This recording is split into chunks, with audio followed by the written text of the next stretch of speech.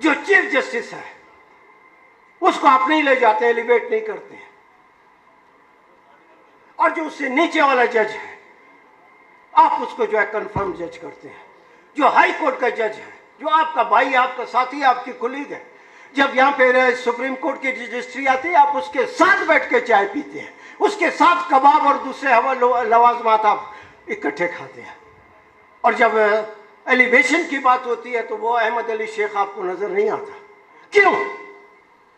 उसकी कितनी अहलियत है, कितनी सलाहियत है, उसकी बात नहीं।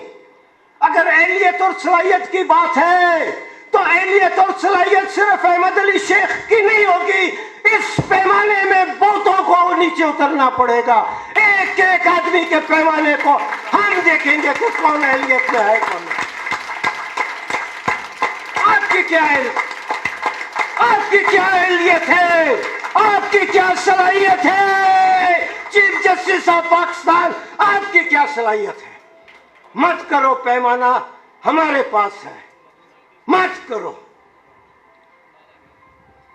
आप ज्यादती करते हैं, मत करो। हमने कहा हम बहुत खतरनाक लोग हैं, बहुत खतरनाक लोग हैं।